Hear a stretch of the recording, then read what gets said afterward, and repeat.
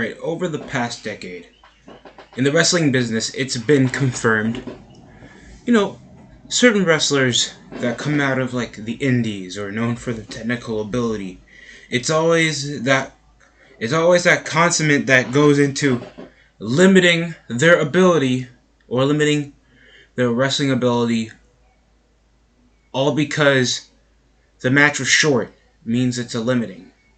It doesn't limit when you need to tell a story. It doesn't limit when you need a reaction, because your job as a wrestler is to consummate either a pop or heat. That's your job. You're a performer at the end of the day. The only reason why you're getting sold is to sell. When it comes to a simplistic story, or to further on the story, so when you get that long match, there's that payoff that you got something that you remember. Like, when you're going back to at least Ruthless Aggression, Attitude Era, even sometimes over on the modern age, that we kind of sold off, like, you need to face Schnitzky, Santino Marella before you go to Shawn Michaels. And so you're going to get that massive payoff, because majority of the time when certain shows were at least an hour or at least 2.5 hours, you could sell off a 7-minute match. It's supposed to at least build over for the time when you want a 20 to 30 minute match, so you can finally get over a payoff. Then 10 to 15 when that's not that consumable. All you're doing is getting your shit in if you want a longer match. That's my opinion over in the standpoint, because I feel like you don't need freaking 15 to 10 minutes to tell a story to build over if you guys are doing pay-per-views to sell off the point that you guys are wrestling one another, especially if it's a match that takes time to build, like let's say Rollins and Dean Ambrose back in 2018, when these guys just had a basic bitch wrestling match, when this had to go over on turning your back on your best friend after he just said he was diagnosed with leukemia, and then hitting your best friend with hitting your best friend with concrete. It doesn't get much of a payoff. Like, do I really have to give a shit about half the AEW roster because they have limited ability over a 20-minute match that I'm not going to remember, and then they complain again they're not getting much of their potential out there? Who, honestly, you really care about the next Dark Order match all because they had a 15-minute show stealer of the same moves, and yet these guys are still not selling as much merch as the main eventers? Honestly, it's just a pure fact. A short match doesn't hinder a wrestler's ability. It benefits him. You know why? Because less risk of injury. You get to tell the people who you are. I literally reacted over to a Raw match. I reacted on stream on the channel involving a 2005, I think it was a July 11th, happy July everybody, a July episode building up to SummerSlam, and they had 4 matches accumulated over a total of at least 25 minutes. All 4 total matches. The rest was build, promo, segments, promo. Hell, I think the longest segment in there was Diva Search. I think Ashley Malunos won that whole thing. Rest in peace to her. And what got the biggest interaction with me? You know what got my attention the most? It was Kurt Angle's gold medal challenge that eventually Eugene won. We know they had a match at SummerSlam. Eugene keeps getting his ass beat at SummerSlam, bro. I remember he got bloodied against Triple H. So no, I think he keeps losing cage matches. I think that was his thing. And yeah, it was Matt Striker because they were doing a hometown thing. And Kurt Angle literally exposed Matt Striker for being a run-the-middle high school teacher, calling off of work so he can work indie shows so he can be a professional wrestler. So obviously Kurt Angle's heard of this jobber before.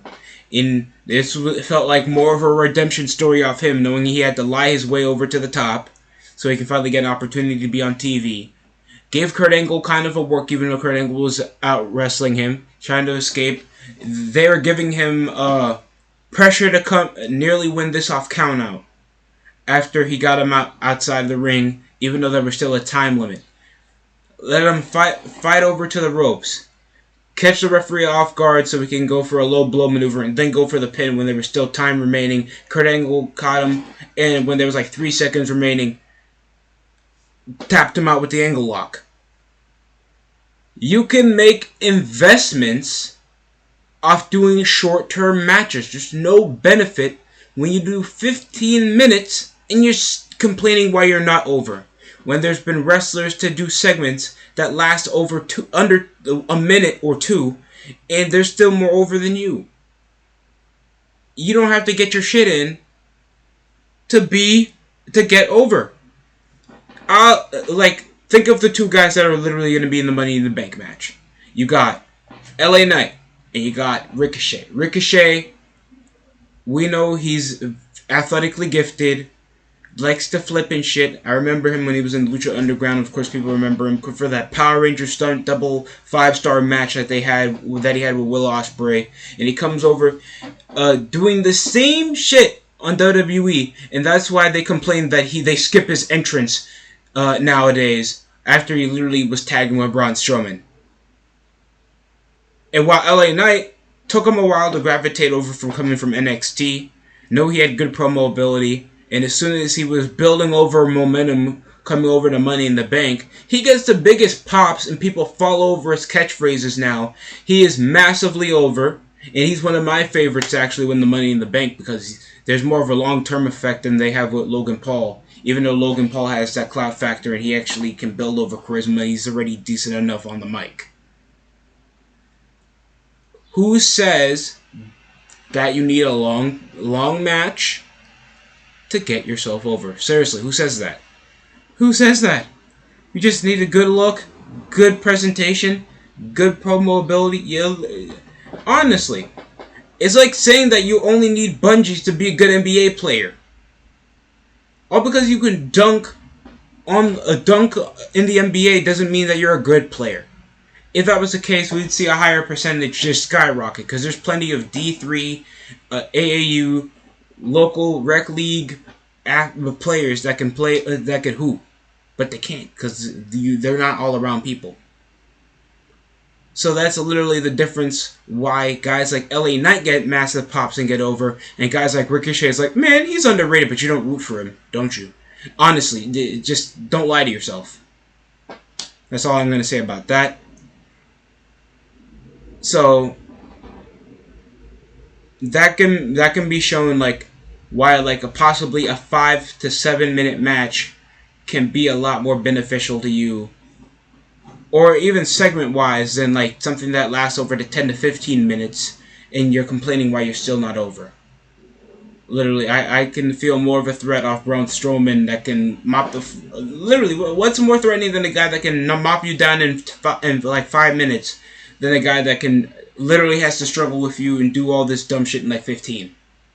How does that make you a threat? How does that get you over? Because you're still supposed to display a fight in professional wrestling. Like, same thing in MMA. A guy that literally gets the fastest knockout is literally more threatening than a technical specimen that can last like 20 minutes. Like, more people are going to be more excited to see a knockout artist than a guy like Israel Adesanya in some cases. That's more dragged out. Obviously, a guy that can go the long distance in a fight. It's just logic. You just think to yourself why your favorite wrestler's not over. And you'll go back and watch this video and understand. Thanks for watching the DST Show. Like, comment, subscribe. I hope if you guys don't see further content from me earlier on, it's on the Sidelines Productions channel that I think I should share. But, yeah, that's it for me, and I hope you guys have a great day.